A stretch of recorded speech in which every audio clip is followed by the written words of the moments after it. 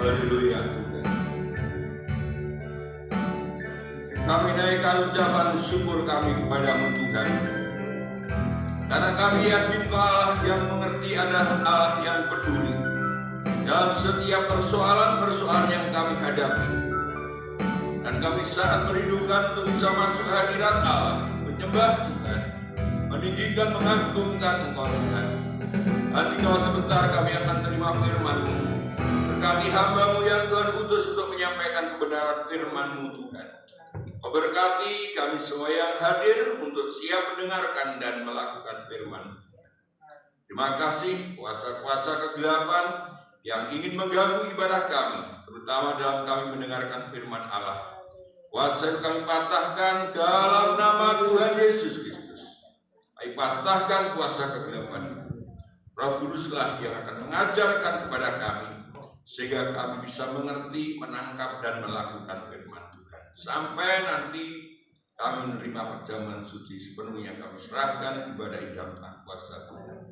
Dalam nama Tuhan Yesus Kristus, kami alaskan doa ini. Kami yang siap mendengarkan firman Allah berkata bersama-sama. Amin.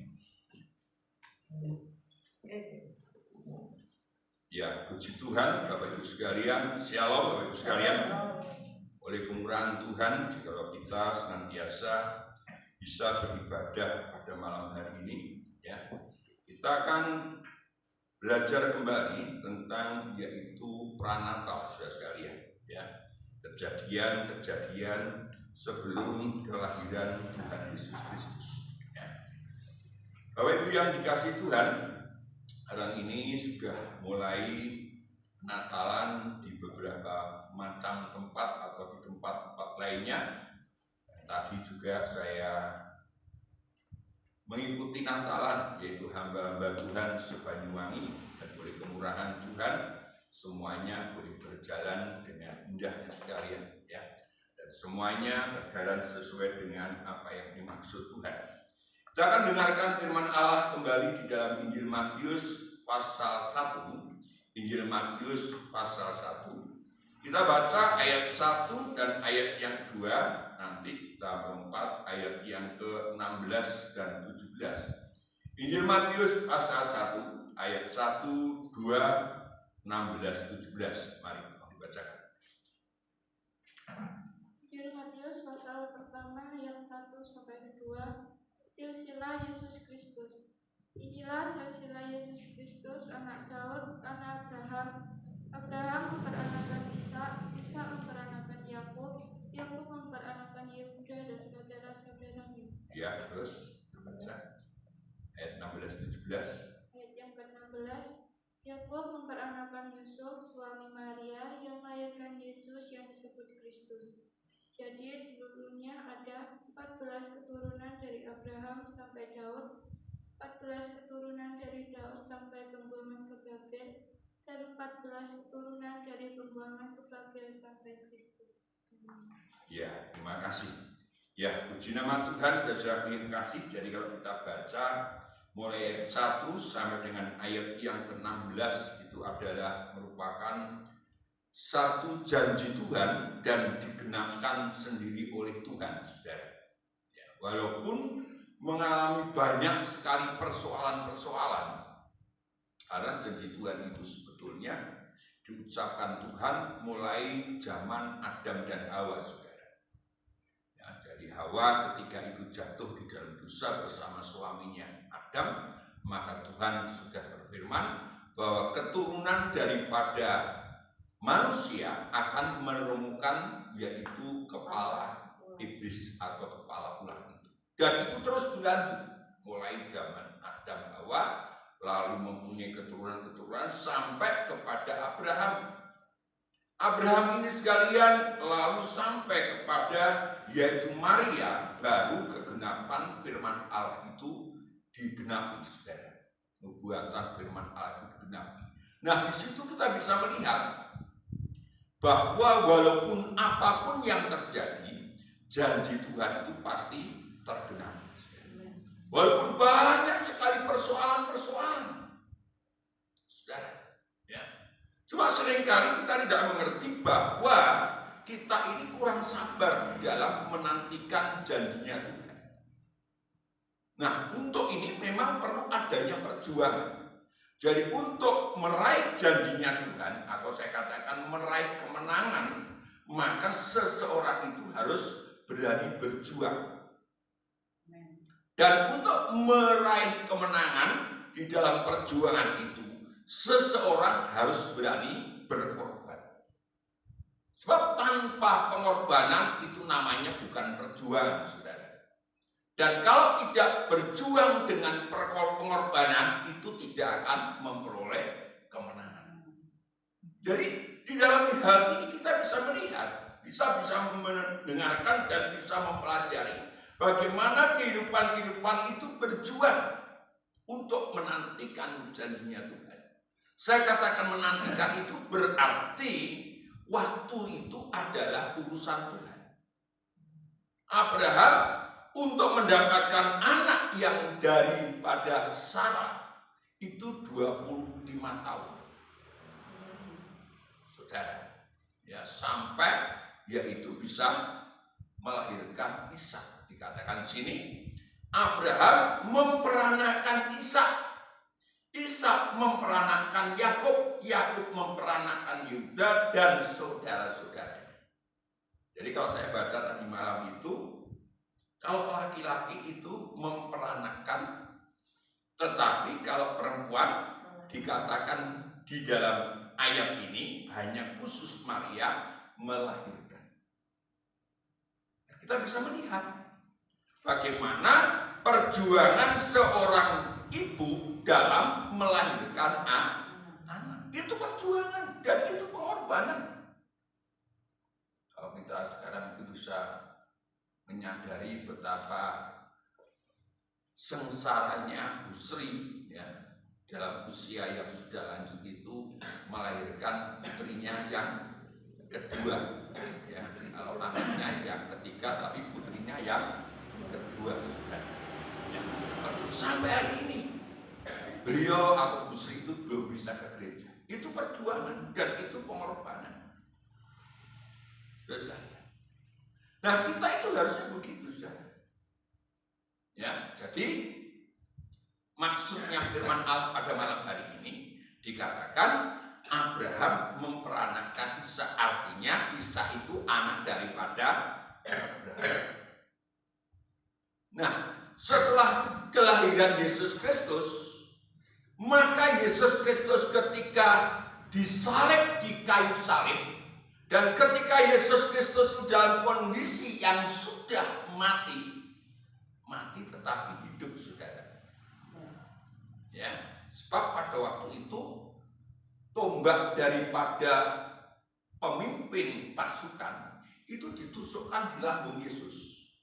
Belas gitu. Dari lambung itu keluar air dan darah. Biasanya kalau seorang ibu itu melahirkan pasti ada air dan darah dan roh, saudara. Jadi pada waktu Yesus Kristus mati dan Yesus Kristus ditusuk itu, dia melahirkan gereja, melahirkan saudara dan saya. Sehingga firman Allah katakan Coba kita baca di dalam Yohanes pasal 1. Yohanes pasal 1. Jadi Natal itu memang kelahiran yang pertama daripada Yesus Kristus, tetapi juga kelahiran kita ketika kita itu percaya kepada Yesus Kristus, saudara. Ayat yang ke-12. Yohanes pasal 1 ayat yang ke-12 sampai dengan 13. Tetapi semua orang yang menerimanya diberinya kuasa supaya menjadi anak-anak Allah, yaitu mereka yang percaya dalam namanya. Orang-orang yang diperanakan bukan dari darah atau dari daging, bukan pula secara jasmani oleh keinginan seorang laki-laki, melainkan dari Allah. Nah ini saudara, perhatikan di sini. Tetapi semua orang yang menerima Yesus Kristus maksudnya, diberi kuasa supaya menjadi anak-anak Allah, yaitu mereka yang percaya dalam namanya. Orang-orang yang diperanakan. Perhatikan. Jadi kalau tadi kita baca dalam Injil Matius, kalau laki-laki itu memperanakan.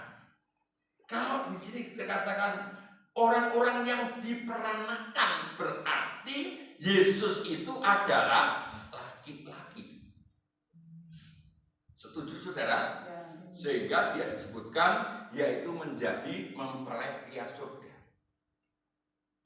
Jadi oleh karena Yesus kita itu diperanakan.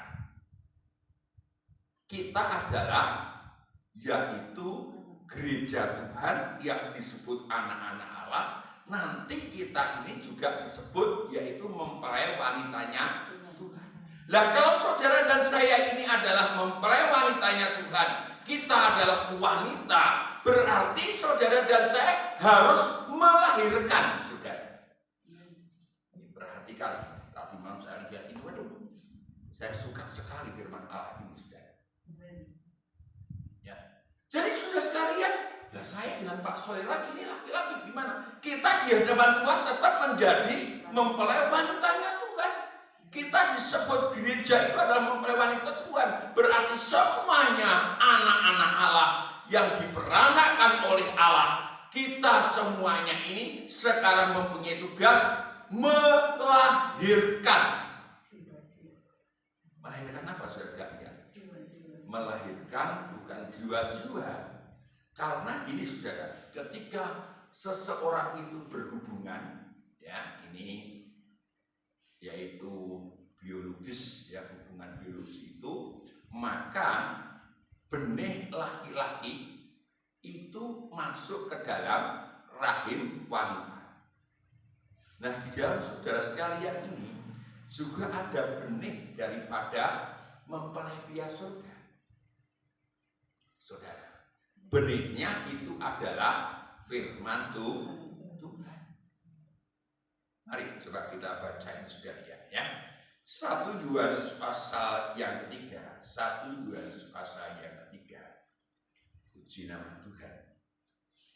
1 Yohanes pasal 3. Ini firman Tuhan ini saya katakan, saya terima ini sangat luar biasa saudara.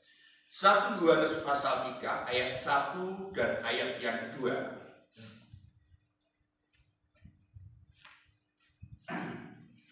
Yohanes pasal 3 ayat 1 sampai 2. Lihatlah betapa besarnya kasih yang dikaruniakan Bapa kepada kita, sehingga kita disebut anak-anak Allah, dan memang kita adalah anak-anak Allah. Karena itu dunia tidak mengenal kita, sebab dunia tidak mengenal Dia. Saudara-saudara yang kekasih, sekarang kita adalah anak-anak Allah, tetapi belum nyata apa keadaan kita kelak. Akan tetapi kita tahu bahwa apabila Kristus menyatakan dirinya, kita akan menjadi sama seperti Dia, sebab kita akan melihat Dia dalam keadaannya yang sebenarnya. Nah, ini keadaan kita sekarang. Jadi keadaan kita sekarang itu adalah anak-anak Allah, tetapi nanti wujudnya kita akan seperti Yesus Kristus dalam keadaan yang sempurna. Nah, sementara kita itu masih menuju kepada sempurna, maka Tuhan berikan kepada kita benih, yaitu benih firman Tuhan. Kalau yang dinamakan benih itu harus bertambah besar. Ya, saya katakan dari pihak laki-laki, ketika dia itu sekalian yaitu hubungan suami istri, maka dia itu memberikan buah, memberikan benih kepada wanita atau kepada istrinya. Membuahi, ya, Jadi laki-laki ini membuahi sehingga benih daripada laki-laki itu makin lama makin bertambah besar. Ya, bertumbuh, saudara. Ya, saudara sekalian, bertambah besar. Nah, saudara sekalian harusnya begitu. Ketika kita ini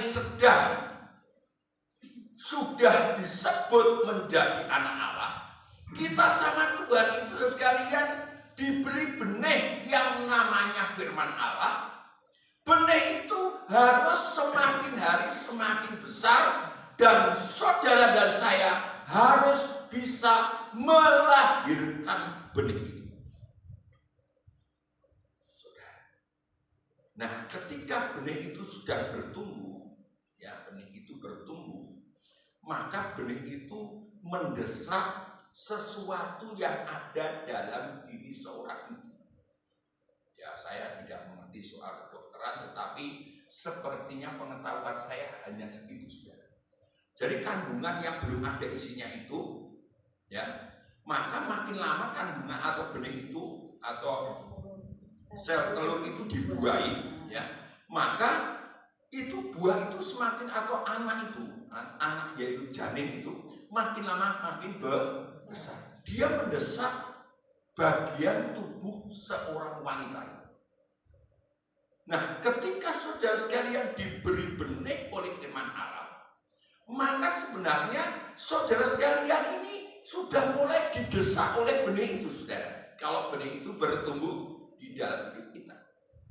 Jadi kalau saudara sekalian ini didesak oleh benih, maka harusnya kita itu bisa membuat benih itu semakin hari semakin besar, dan orang yang kedesak benih itu, daging kita, semakin hari daging itu semakin hilang. Ya, semakin hilang diganti dengan benih ilahi itu. Ayat 9 sampai dengan ayat 10, perhatikan baik-baik sekalian. 1 Yohanes pasal 3 ayat 9 dan ayat 10. Setiap orang yang lahir dari Allah. Nah, perhatikan di sini ya. Kalau saya baca di dalam ini, setiap orang yang diperanakan dari Allah atau lahir dari Allah, terus tidak berbuat dosa lagi. Sebab benih ilahi tetap ada di dalam dia, dan ia tidak dapat berbuat dosa karena ia lahir dari Allah. Inilah tandanya anak-anak Allah dan anak-anak iblis. Setiap orang yang tidak berbuat kebenaran tidak berasal dari Allah. Demikian juga barang siapa tidak mengasihi saudara-saudara. Nah, di sini saudara ya. Jadi kalau saudara sekalian ini dilahirkan, diperanakan oleh Allah, kita tidak berbuat dosa karena benih ilahi, yaitu firman Allah ada di dalam hidup saudara. Itu yang saya katakan, benih ini semakin hari semakin besar. Kalau semakin besar ditandai dengan dosa yang ada di dalam hidup kita semakin menipis, semakin hilang. Dan suatu saat benih itu akan kita lahirkan yang dinamakan yaitu perbuatan kebenaran. Bisa dimengerti ini saudara? Ini kelihatannya memang agak dalam, tetapi saya mohon Roh Kudus. Jadi demikian. Kalau Abraham memperanakan Ishak, Ishak memperanakan Yakub, Yakub memperanakan Yuda, karena mereka adalah laki-laki. Tetapi Maria yang pada waktu itu dititipi oleh Roh Kudus oleh Tuhan, maka Maria ini melahirkan Yesus. Nah, karena saudara sekalian sudah percaya kepada Yesus, kita diperanakan oleh karena Yesus, karena kita bukan oleh darah dan daging manusia, keinginan manusia, tetapi karena kita percaya kepada Yesus, maka di dalam kita ada benih. Benih itu yang membuat kita berhenti berbuat dosa. Setiap kali kita terima benih, benih itu tambah subur. Dan setiap kali kita terima benih-benih itu bertambah subur, sehingga benih itu kita lahirkan, yaitu perbuatan kebenaran. Jadi ketika saudara sekalian ini melakukan firman Allah, itu sebenarnya saudara sekalian sedang melahirkan benih ilahi. Itu saudara sekalian sedang mempraktekkan benih ilahi. Kalau saudara sekalian, saya terima firman Allah pada hari ini, lalu saya lakukan, itu seperti kita itu melahirkan firman Allah, saudara. Dan untuk melahirkan firman Allah itu memang perlu adanya sebuah perjuangan disertai dengan pengorbanan. Sampai dikatakan situ, kita harus bisa mengasihi saudara itu.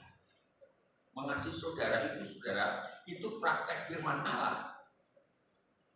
Mengasihi saudara itu perlu dengan adanya perjuangan dan pengorbanan. Nanti kalau tidak, kita tidak akan bisa benar-benar bersama dengan Yesus. Jadi setiap kali kita melakukan kebenaran, maka firman Allah katakan kita nanti seperti mempelai wanita yang sedang mengandung yang disebut benih ilahi. Dan orang atau wanita di dalam Wahyu pasal yang ke-12 itu adalah wanita yang mengandung benih ilahi, pasti mendapatkan perlindungan daripada Tuhan. Jadi ketika saudara sekalian sedang mengandung firman Allah dan saudara sekalian sedang melahirkan firman Allah, jangan takut. Tuhan suami saudara pasti melindungi saudara. Kalau Bu Soiran ini, kalau ada orang yang mengganggu, maka Pak Soiran pasti membela. Kalau Pak Soiran diganggu orang, siapa yang mengganggu? Siapa yang membela? Yaitu suami kita, Yesus Kristus. Maka dalam biasanya bukan yang menjadi suamimu adalah Tuhan. Ini yang harus kita periksa bersama-sama. Sampai nanti dikatakan oleh firman Allah, kehidupan kita itu seperti mempelai wanita. Nah, untuk supaya saudara sekalian ini bisa melahirkan, saya katakan tadi itu perlu perjuangan. Memang kita harus berjuang, saudara. Perjuangan kita adalah melawan dosa. Jadi orang yang mempraktekkan firman Allah, orang yang melahirkan firman Allah, itu perjuangannya adalah melawan dosa. Di dalam Roma pasal yang ke-14, Roma pasal yang ke-14. Roma pasal yang ke-14.